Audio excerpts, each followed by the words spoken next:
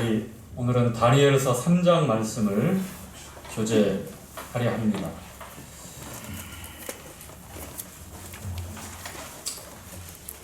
다니엘서 3장 1절부터 30절까지의 전체의 내용을 교제할 텐데 이 전체 내용을 다 읽어가면 참 좋겠습니다. 우리 청년회에서 바이블 리딩을 하고 있는 방법대로 읽어가면서 서로 나누고 하면 좋겠지만 그러한 형태로 지금 저희가 말씀을 교제할 수 없기 때문에 부분 읽어가면서 부분 설명을 할 겁니다. 여러분, 다니엘서에는 굉장히 중요한 말씀들이 몇 가지 기록되어 있는데, 첫 번째,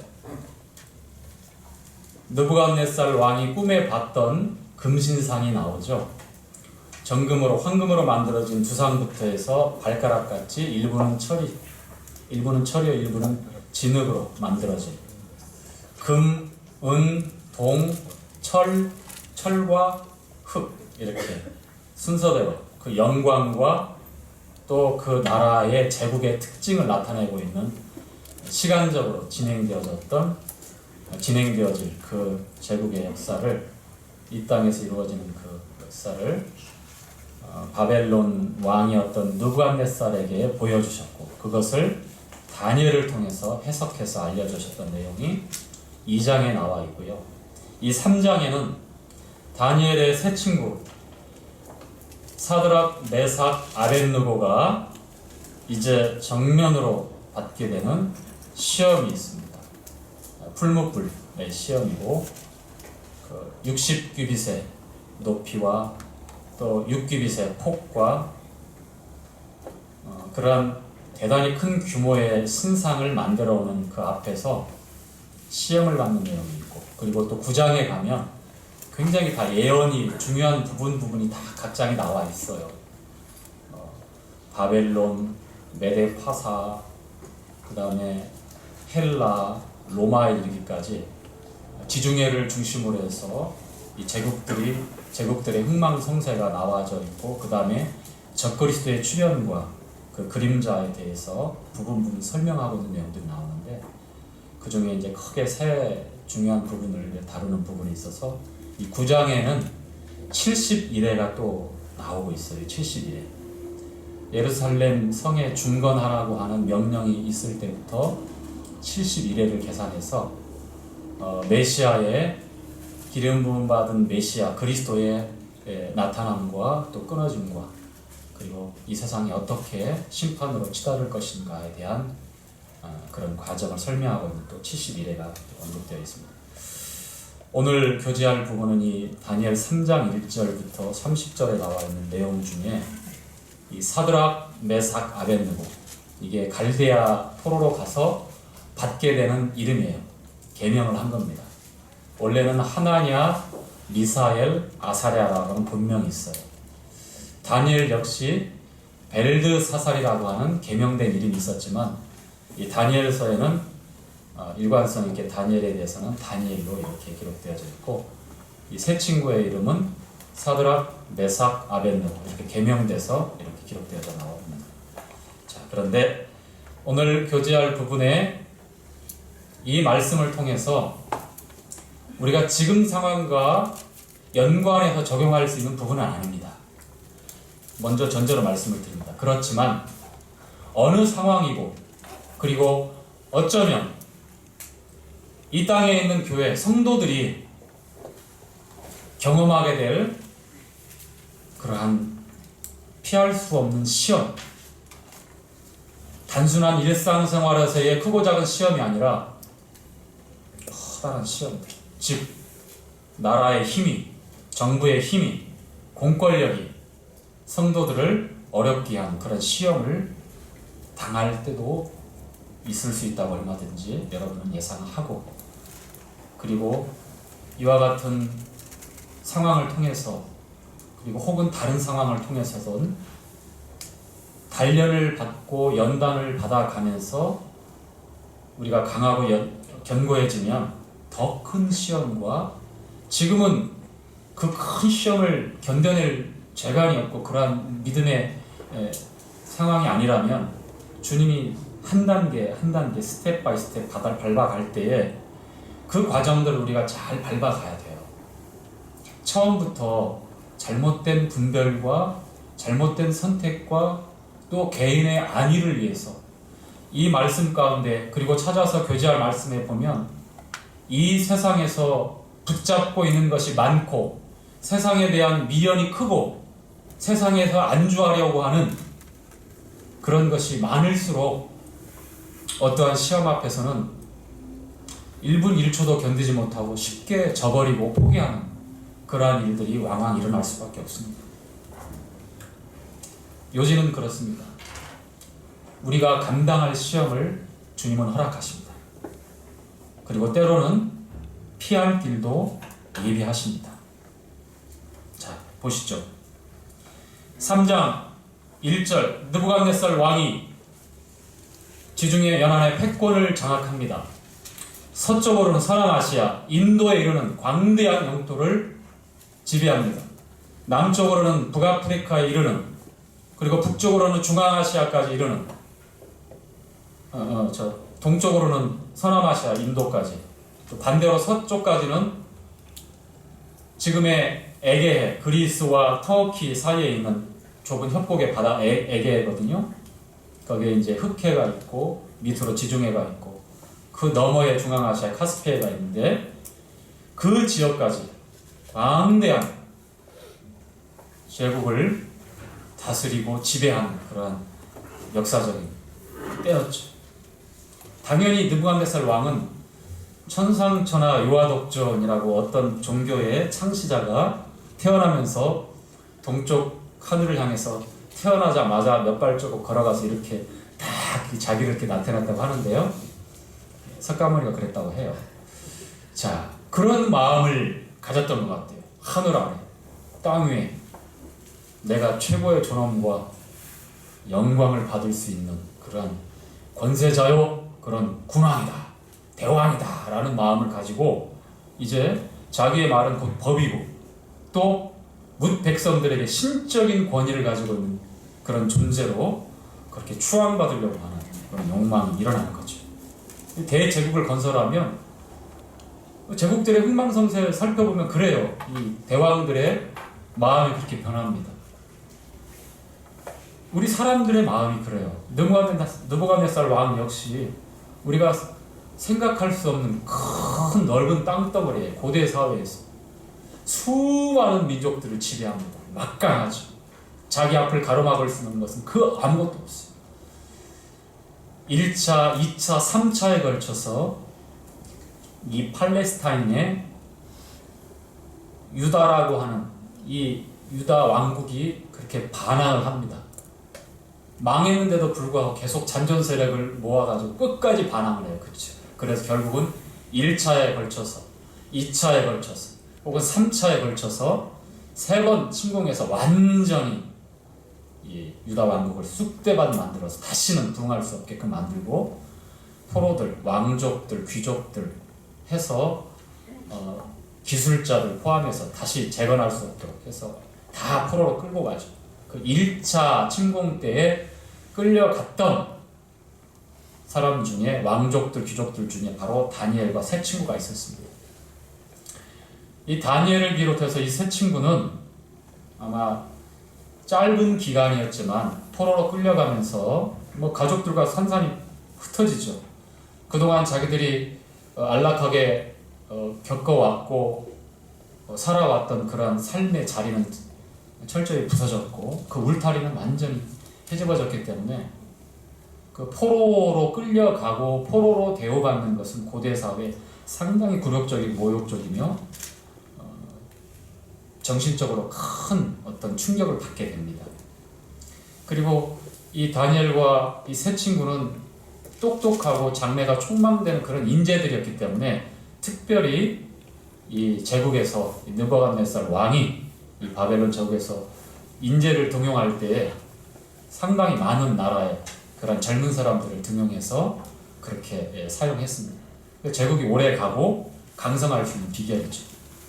뭐 가까이에 당나라가 또 그렇게 했기 때문에 그런 중국 고대사에도 보면 그렇게 했고, 그래서 우리나라의 뭐 그 고선지라고 하는 그런 용장이 저기 중앙아시아에까지, 심지어는 파시국이라고 저기 파사라고 하는 이란까지 가서 그 영토를 넓히는 전쟁을 했던 그런 역사적인 기록을 우리가 알고 있잖아요.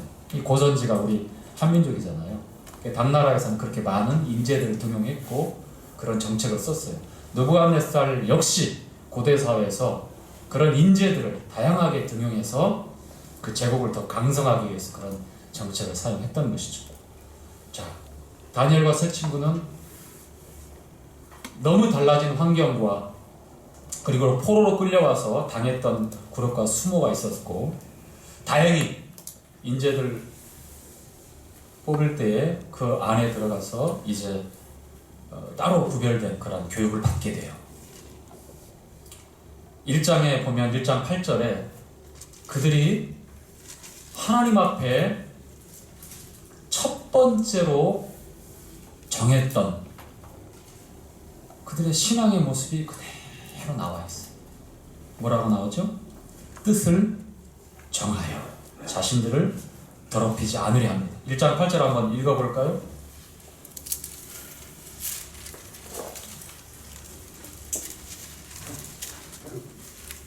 (8절) (9절) 시작. 다니엘은 뜻을 정하여 왕의 직미와 그의 마시는 포도주로 자기를 더럽히지 아니하게 하고 자기를 더럽히지 않게 하기를 환관장에게 구하니 하나님이 다니엘로 환관장에게 은혜와 긍휼을 얻게 하시니. 자, 왜 이들이 육식을 거절했냐면 거기에서 나오는 질 좋은 모든 고기들은 바벨론 신전에 먼저 드려져요. 드려졌기 때문에 그 우상의 제물을 먹지 않으려고 뜻을 정한 것이지, 그 일평생에 고기는 절대 먹지 않겠습니다, 나는 채식주의자가 되겠습니다 라는 그런 뜻을 정한 게 아니에요. 그 배경을 우리가 알아야 돼요.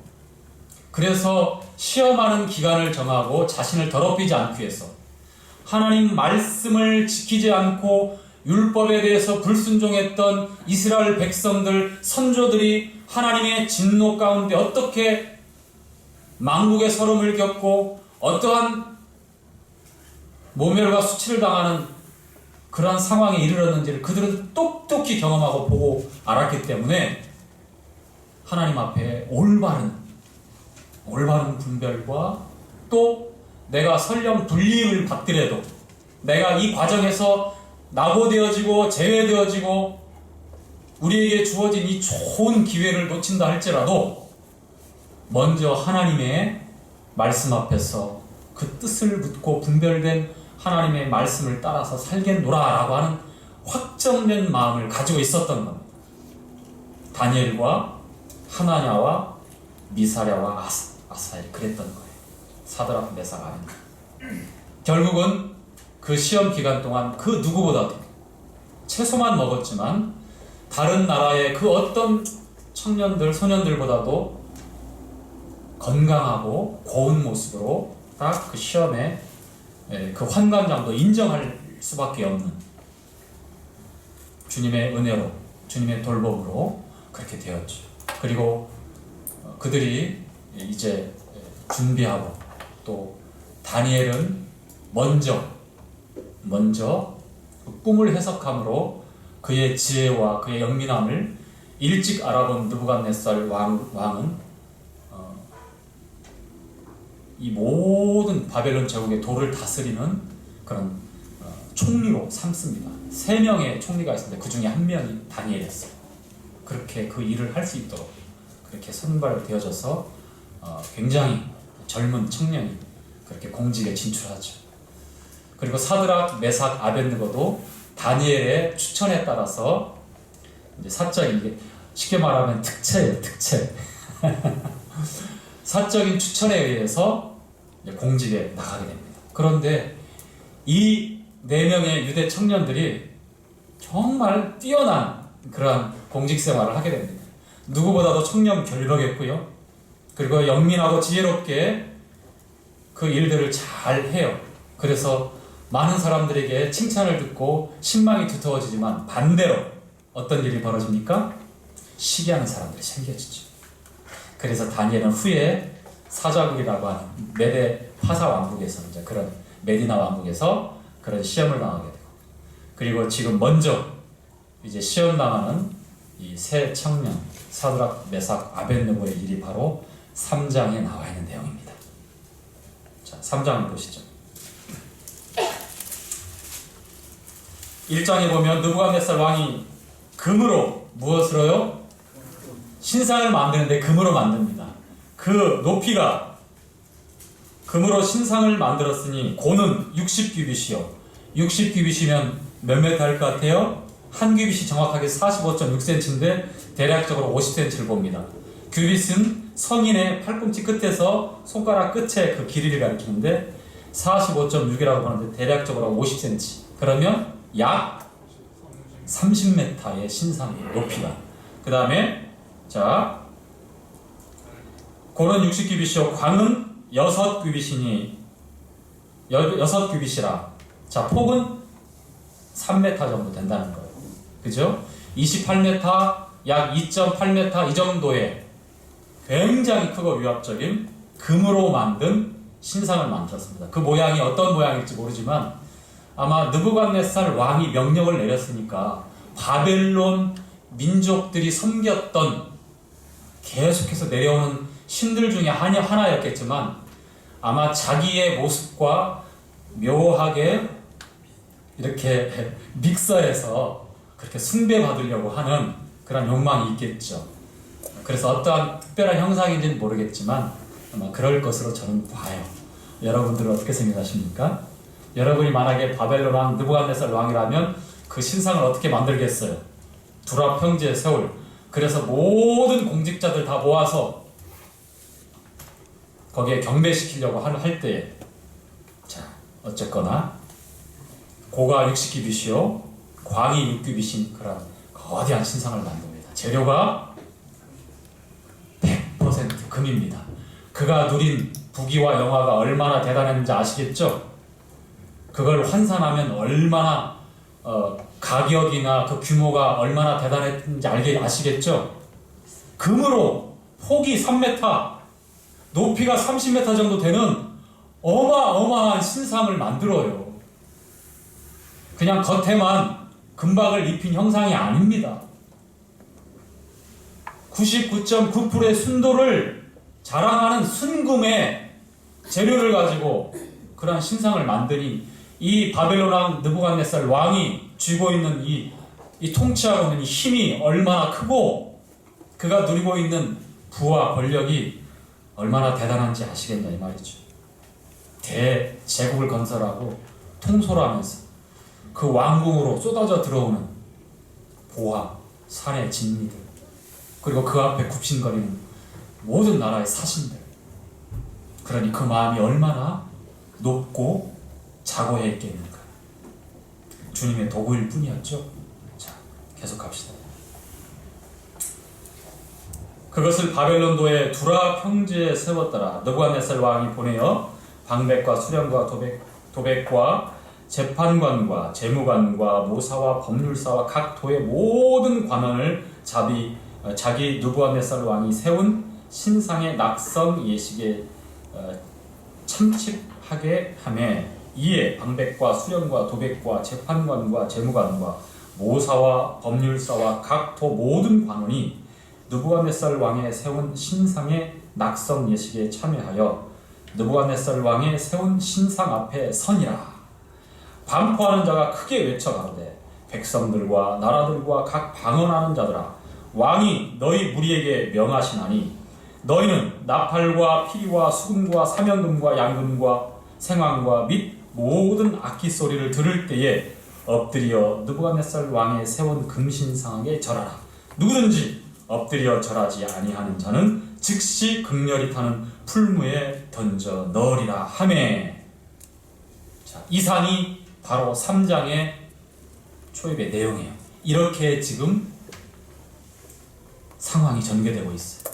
사드락, 메삭, 아벳느고도 어느 한 도의 공직자들이기 때문에 이 자리에 모여 있어요. 헤아릴 수 없는 수많은 각 도에, 동쪽으로는 인디아부터 서쪽 저 터키 지방까지, 남쪽 북아프리카, 북쪽에 중앙아시아 이르는 영향권을 안에 있고 지배를 당하고 있는 모든 거기를 다스리는 각 도의 공직자들이 다 모였어요. 한날 한시에. 그냥 수백 명 정도가 아닙니다. 자, 그런데 여기서 봐야 될 게 있어요. 60규빗, 6규빗, 그리고 악기가 6가지 악기가 나와요. 666. 계시록 13장에 보면 짐승의 수가 나오죠. 지혜가 여기 있으니 세어봐라. 이것은 사람의 수다. 이렇게 말씀하고 있습니다. 13장에서는. 이마에나 오른손에 이 표를 가진 자 외에는 뭘 못하게 해요? 매매를 못하게 한다. 경제적인 수단이 되는 것이고, 신분을 나타내고 자기의 금융소득이 다 거기에 들어가고, 또 매매, 즉 상거래입니다. 상거래.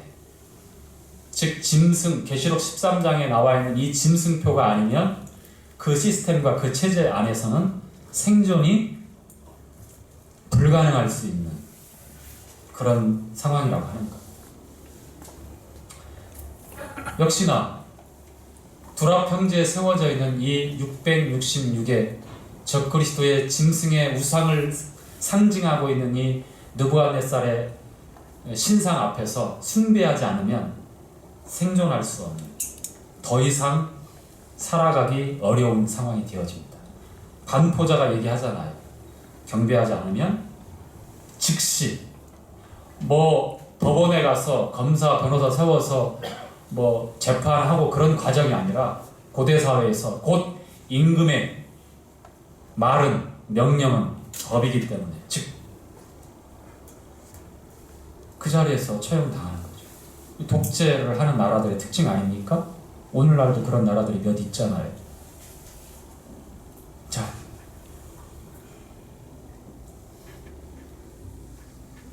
계시록 14장 우리 9절 한번 볼까요? 자, 계시록 14장 9절.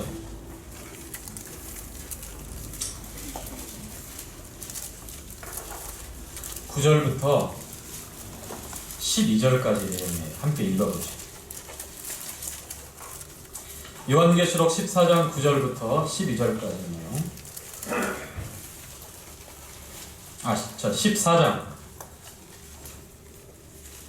14장 9절부터 12절까지. 제가 지금 9장을 펴놓고서 있다가 이게 뭐지 하고 잠깐 당황했습니다. 자, 또 다른 시작. 또 다른 천사 곧 셋째가 그 뒤를 따라 큰 음성으로 가로되, 만일 누구든지 짐승과 그의 우상에게 경배하고 이마에나 손에 표를 받으면 그도 하나님의 진노의 포도주를 마시리니 그 진노의 잔에 섞인 것이 없이 부은 포도주라. 거룩한 천사들 앞과 어린 양 앞에서 불과 유황으로 고난을 받으리니 그 고난의 연기가 세세토록 올라가리로다. 짐승과 그의 우상에게 경배하고 그 이름의 표를 받는 자는 누구든지 밤낮 쉼을 얻지 못하리라 하더라. 성도들의 인내가 여기 있나니 저희는 하나님의 계명과 예수 믿음을 지키는 자니라. 자, 물론 환난 성도들이 겪어내야만 하는 그러한 상황을 말씀하고 있는데요. 이것을 우리에게 100% 적용하는 것은 맞는 부분은 아니지만, 그러나 좀 포괄적으로 분별할 때 크고 작은 일들 가운데 우리가 어떻게 시험 앞에서 우리가 어떻게 하나님 앞에 말씀을 따라 나아가야 되는가를 또 가르쳐주고 있는 부분. 이 다니엘의 세 친구가 당하고 있는 이 시험과 우리가 읽었던 13장, 14장에 나와 있는 이 시험은 별로 다르진 않은 것 같아요. 그쵸? 그 상황을 보면 이 짐승표, 짐승의 우상, 그의 숫자, 이 세 가지가 나와요. 우상에게 경배하는 자, 그의 수, 그리고 그의 표를 받는 자. 한간에는 베리칩이 어떤 그러한 시스템에 사용될 것이다라고 분별해서 그것을 확정적으로 막 주장하는 사람이 있었어요. 그래서는 안 됩니다. 더 진보되어진 기술이 있을 수 있고, 중요한 것은 문자적으로 분별했을 때에 너무 막힘이 없이 분별이 되어져. 상징적인 게 아니었어요. 13장의 짐승의 표는. 그리고 그것이 요즘 상황에 편리를 따라서 그렇게 적용하고 있는 나라의 한 부분들이 있어요. 공무원들이 있어요. 그리고 어디 클럽을 출입할 때 그렇게 표를 받고 평생에 그걸 사용하고 있는 케이스가 있습니다. 멕시코나 또 북유럽이나 어떤 공무원들이 그런 시스템을 가지고 하고 있어요. 연동해서 출입문이 자연스럽게 열어지고 자기가 지나가면, 그리고 컴퓨터가 자기가 오면 켜지고, 자기 몸 안에 내장되어 있는 조그마한 마이크로칩, 쌀알보다도 그 정도 크기의 칩을 여기 이 사이에다가 주사기로 떠서 이렇게 넣고 그렇게 시행을 하고 있는 그런 제한적인 그런 상황들이 있습니다. 크게 달라지지 않을 겁니다. 거기에 여러분의 신분, 금융, 모든 것들이 거기에 다 들어갈 겁니다. RFID라고 하는 Radio Frequency Identification이라서 그 라디오 주파수 자가인식 지금 그런 시스템인데, 하이패스를 생각하시면 돼요. 그 기계가 장착되어졌으면 그 IC를 지나갈 때 어떻습니까? 거기 톨게이트 지나갈 때 띵동 얼마가 됐습니다. 띵동 그러죠. 그러니까 우리가 그 칩을 장착하고, 요즘은 다 사물 인터넷이니까 거기에 관련된 신호를 주고받을 수 있는, 그리고 그게 이제 되어지면 자동적으로 다 반응을 하게끔 되어 있어요. 그래서 신속, 정확, 안전이라는 모토에 이와 같은 시스템이 급속히 이제 올 텐데, 계시록 13장이 이미 2000년 전에 사도 요한은 그것을 보고 경고하고 있고, 이것을 이용해서 세계의 불특정 수많은 인류들을 지배하고 통제하려고 하는 적그리스도의 본색이 드러나는 것이 앞으로 우리가 당면하고 다가올 미래 세상이다라고 이렇게 보는 것이죠.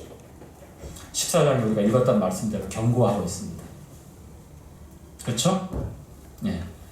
여기까지 이 부분은 얘기하고, 또 기회가 되면 자세한 부분들 또 있어요. 교제할 부분들.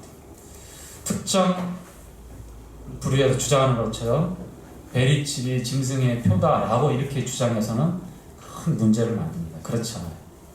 더 진보되어져 있는 기술이 있을 수 있고, 지금은 과도기입니다. 현금이 없는 신용카드에서 비트코인과 QR코드를 통해 가지고 한 단계 지금 뛰어넘고 있어요. 그래서 전자화폐 만들고 이제 진짜 없어져요. 현금이란 것이. 그리고 이제 이 시스템이 장착되면서 대부분의 사람들이 안전하게 자기가 보호받고, 안전하게 내 금융자산이 보호받고, 또 정확하게 어디들 간지 편리하고 신속하게 할 수 있도록 자원해서 나를 보호해 주십시오. 내 돈을 지켜주십시오.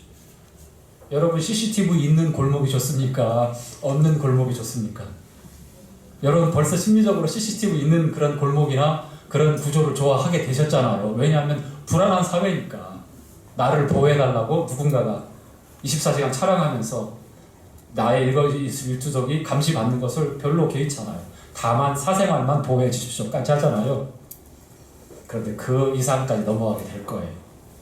왜냐하면 사람들을 끊임없이 불안하게 하고, 지금처럼 패닉 상태에 접어들면 마스크 2장을 구하기 위해서 2시간이고 3시간이고 약국 앞에서 줄을 서서 그렇게 떨어야 되는, 얼마든지 그럴 수 있어요. 이 세상 시스템은 얼마든지 다양한 사건을 통해서 그렇게 몰아갑니다. 사람이 정상적으로 사고하고 이성적으로 판단할 수 없는 그러한 분위기로 몰아갑니다. 얼마든지 그럴 수 있어요. 그렇죠? 기억하십시오. 자, 다니엘 3장을 보시기 바랍니다. 자, 그래서 결국은 어떻게 됩니까? 금심상 앞에 모든 사람들이 이제 그 악기가 웅장하게 울려 퍼질 때 다 경배합니다. 느부갓네살 왕족장도 흡족하게 그 앞에서 넙죽 엎드리면서 내가 만든 제국 그리고 내가 세운 또 다른 이 종교 나에 의해서 죽고 사는 문제가 정해지고 내가 이 세상의 주인이다. 그런 마음으로 그 자리에서 그렇게 군림하고 있는 것이죠. 그런데 저만치 가물가물하게 3명의 사람이 꼿꼿하게 허리를 펴고 묵묵하게 신상을 응시한 채 미동도 없이 굽히지 않는 사람이 있어요. 올카니 평소에 고깝게 보고 있었던 갈대아 사람들이 이제 바로 고소합니다. 어떻게 됩니까?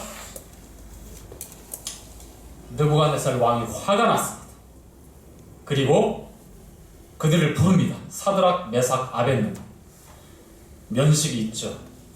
총리 다니엘을 통해서 특채를 하고 누구보다도 영민하고 청렴결백하고 참 필요한 그러한 일꾼들이라는 것을 알지만 그러나 그 상황에서 정면으로 자기 명령을 거스리고 신상 앞에 그렇게 꼿꼿하게 서 있는 그 세 친구를 향해서 경고하고 다시 한번 기회를 줍니다.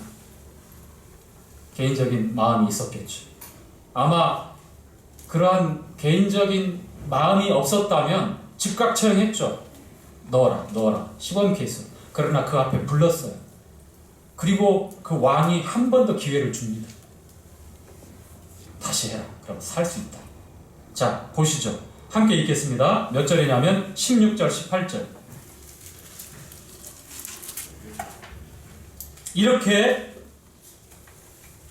다니엘서 3장 16절, 17절, 18절 사드락, 메삭, 아벳느고가 이렇게 얘기합니다. 함께 시작. 사드락과 메삭과 아벳느고가 왕에게 대답하여 가로되 느부갓네살이 우리가 이 일에 대하여 왕에게 대답할 필요가 없나이다.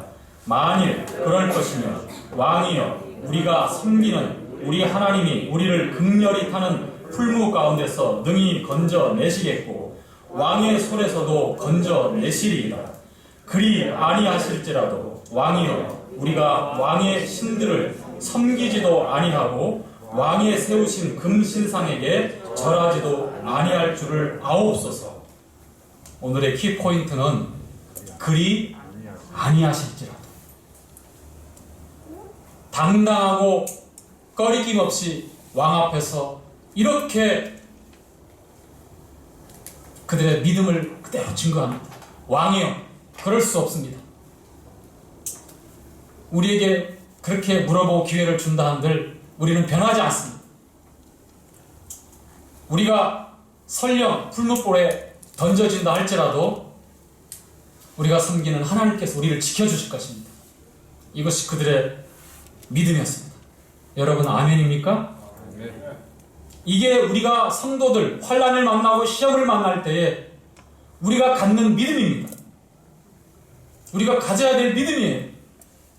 그러나 뜻을 정하지 않는다면 그런 사실이 없고 상황에 따라서 여건에 따라서 그때그때 모습을 달리하고 분별을 달리하고 나의 유익과 이익을 따라서 내 마음이 이끄는 대로 그것을 선택하고 그렇게 살고 있다면 뜻을 정하는 것은 아니며 확정된 마음도 더더구나 아닙니다.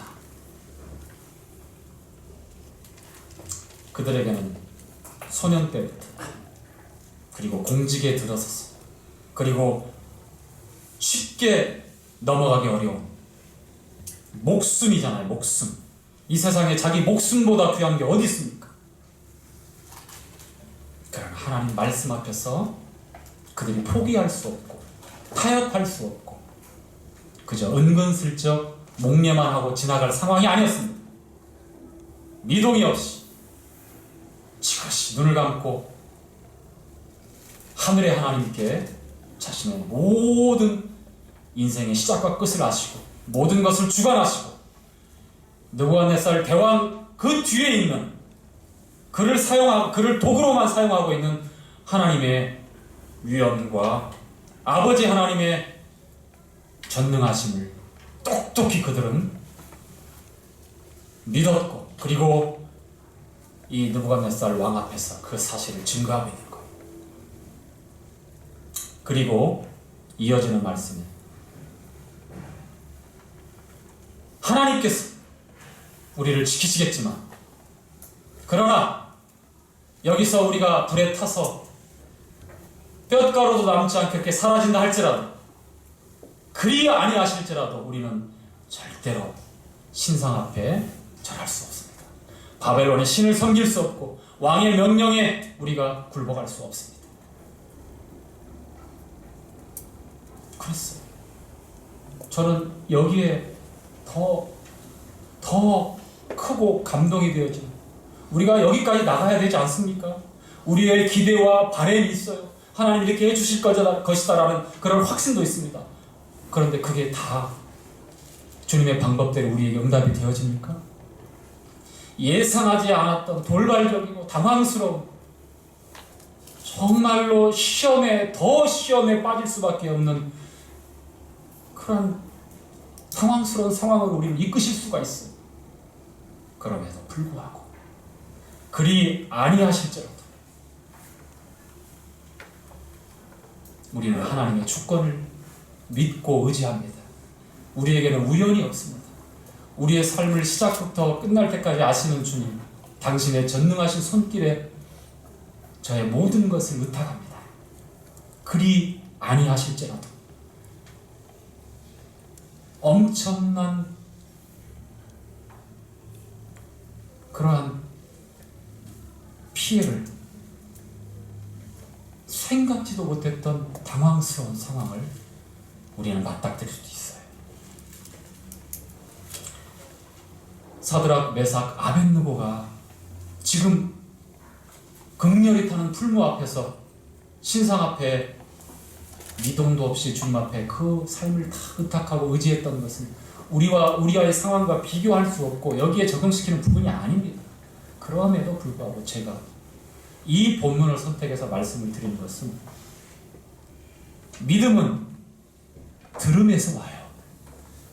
이러한 말씀을 통해서 이와 같은 믿음의 선진들의 믿음의 절개와, 그리고 하나님 앞에서 굽히지 않았던 진리를 붙잡고 살았던 이러한 증거되어진 이 믿음을 우리도 말씀을 들을 때에 우리 안에도 온다는 거예요. 우리가 결심한다고 되어지는 문제가 아니잖아요. 보세요. 우리가 얼마나 불안하고 얼마나 마음이 조속으로 쉽게 변합니까? 연일 들려오는 뉴스를 들으면 제발 좀 교회 장로님들 좀 몇 주 좀 쉰다고 하면 얼마나 좋아. 죄송합니다. 꼭 이런 마음은 아닐 겁니다. 제가 그냥 유치스럽게 예를 들었습니다. 진리는요, 분별되어지고 그것이 진리다라고 확실히 서 있을 때는 그것을 양보하거나 타협하는 그런 문제가 아니다. 진리는 절대로 양보나 타협할 수 있는 게 아니에요. 그렇죠? 자, 내가 말하면 진리고 다른 사람이 말하면 진리가 아니면 그건 아니에요. 원리적인 말씀을 드리는 거예요. 지금 모임에 오고 지금 안 오고 그 문제가 아닙니다. 진리는 우리 주님이 진리라고 말씀하셨고, 또한 하나님의 말씀은 진리라고 했고, 이 진리로 우리가 거룩하게 된다고 주님은 그렇게 증거하셨고, 진리는 상황이나 여건에 따라서 변하는 게 아닙니다. 시간이 지나서 사람들의 여론에 따라서 그렇게 저렇게 취사선택되어진 게 진리가 아니에요. 진리는 변하는 게 아닙니다. 처음부터 끝까지 진리는 진리예요. 우리가 진리를 옳게 분별하고 그것이 진리다라고 우리 마음에 믿음이 있을 때 그걸 붙잡고 상황과 형편 따라가는 게 아닙니다. 그대로 가는 거예요. 그대로. 일관성. 자, 저는 여러분에게 컵 2개를 가져왔는데 이거를 말씀을 드리고 맺겠습니다. 하나는 물을 담았어요. 하나는 담지 않았어요. 자, 말씀 있죠? 자, 24절, 25절.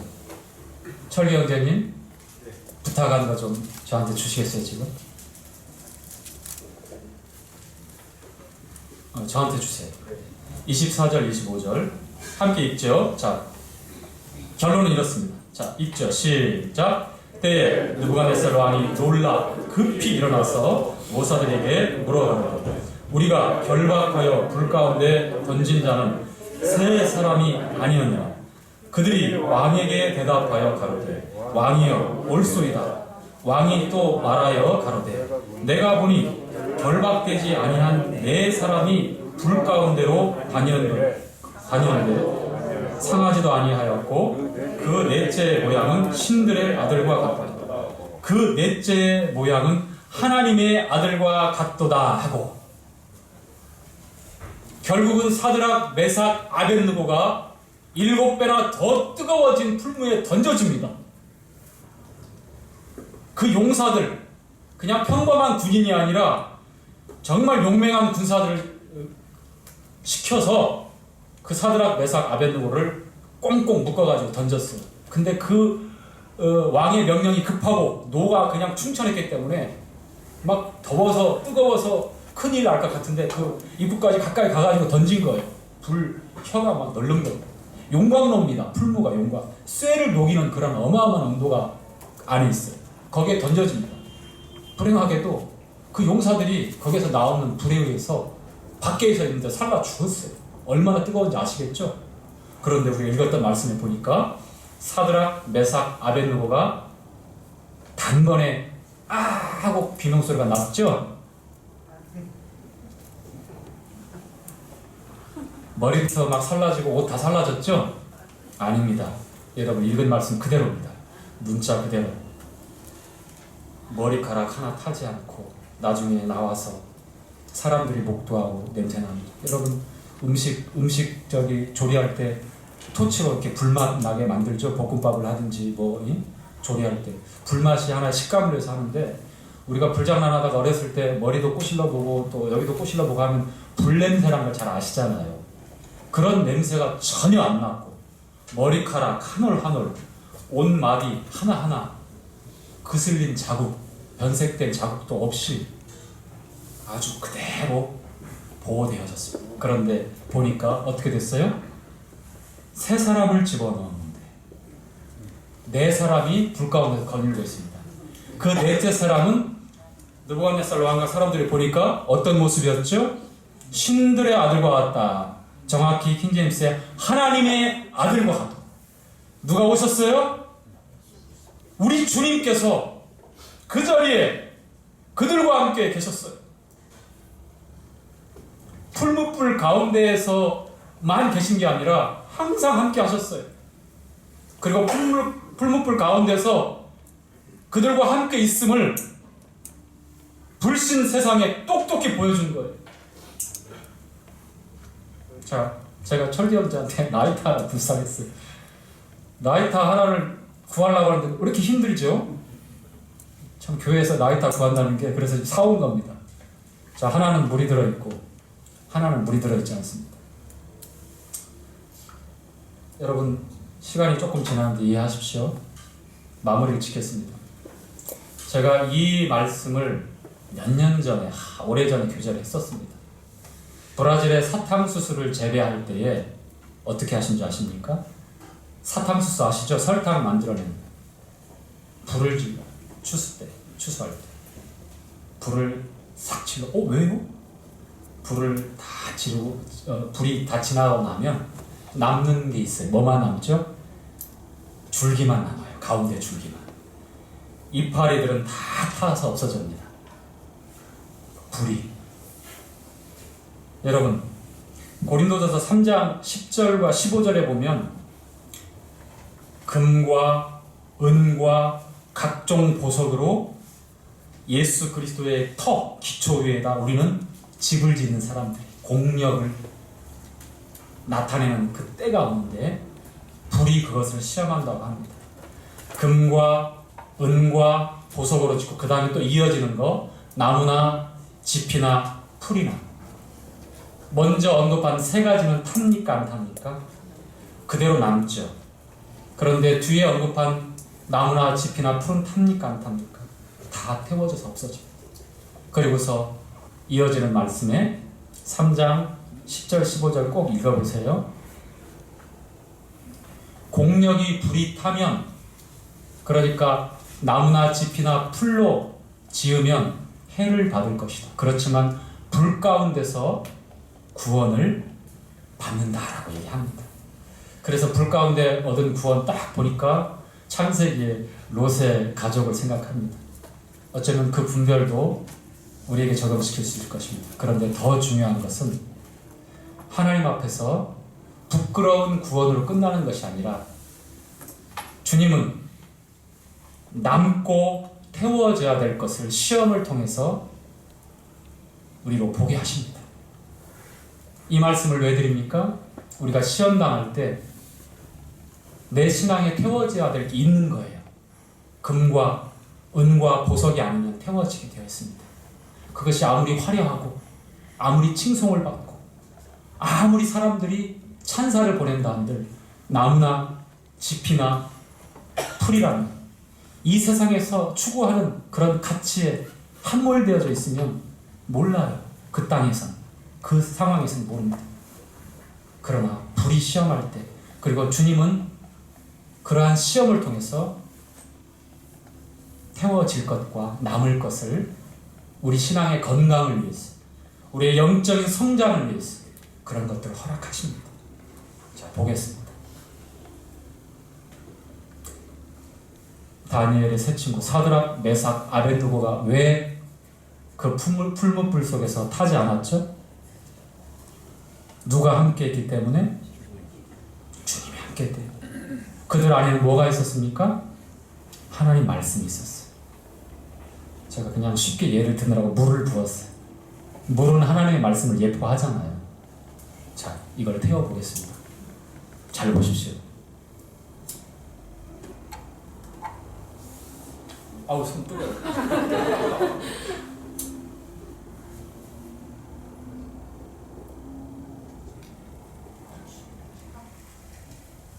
탑니까 안 탑니까? 물이 다 증발되기 전까지는 얘는 안 타요. 물이 있는 한 타지 않습니다. 자, 반대로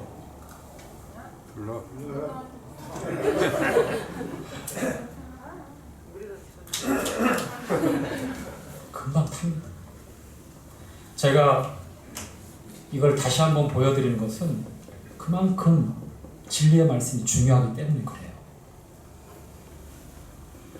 말씀이 담겨져 있는 그 그릇들은 타지 않습니다. 그러나 가지들, 집들, 우리가 무엇을 붙잡고 있는가? 우리가 무엇을 붙잡고 전전긍긍하고 있는가?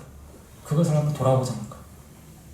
사드락과 메삭과 아벳느고가 7배나 뜨거운 풀무불 가운데서 주님이 함께 하심을 그들은 생생하게 경험했고, 얼마나 놀라운 축복입니까? 말씀과 함께 했지만 정말 극단적인 그 상황 가운데서 주님은 그들과 함께 거닐었어요. 사드락, 메삭, 아벳느고를 위로하고 그들을 붙들고 그들을 보호하고 그 불 가운데서 전혀 상하지 않았어요. 이것은 기적이죠. 실제로 바벨론 두랍 평지에서 일어난 과거에 있었던 2000 수백 년 전에 있었던 실제로 일어난 사실입니다. 그 주님이 오늘날 변하셨을까요? 다니엘, 사드락, 메삭과 함께 하셨던 그 주님이 오늘날 다르게 역사하실까요? 여러분 안에 무엇을 담으실 겁니까? 이러한 시험에 태워질 것이라면 어쩌면 저는 그게 더 축복일 수다고 생각합니다. 우리가 볼 수 있는 눈이 생기니까 주님 앞에, 그리고 우리가 견고하게 말씀을 따라 살아갈 수 있는 그런 하나님의 자녀들이 될 수 있다라고 하는 그런 기회도 될 수 있다고 생각합니다. 행여 이 상황과 말씀을 오버랩해서 적용시키면 문제가 생깁니다. 저는 지금 이 상황을 똑같이 적용해서 드리려고 하는 것이 아닙니다. 다만 시험이 올 때, 불로 태워졌을 때, 그 상황이 있을 때 우리가 어떻게 해야 되겠는가, 그리고 내가 지금 어떻게 하고 있는가를 옳게 보고 주님 앞에 우리의 믿음의 시선을 변하지 않고 똑바로 갖자는 거예요. 아시겠죠? 이 말씀이 다르게 적용돼서는 제가 그런 의도로 전하는 말씀이 아니니까 우리 성도님들 이 말씀을 통해서 다니엘, 사드락, 메삭, 아벳느고 주님이 함께 하셨고 그들이 어떻게 말씀 앞에 견고하게 붙들려서 마음을 확장하고 뜻을 정하여 주님 앞에 살아오는지 이 시대에 더 요구되어지는 우리 성도들의 믿음의 삶이 아닌가. 태워진다고 해서 우리가 더 중요한 것을 남길 수 있으니까 우리가 올곧게 진리를 따라서 우리 믿음을 증거할 수 있기를 바랍니다. 마치도록 하겠습니다.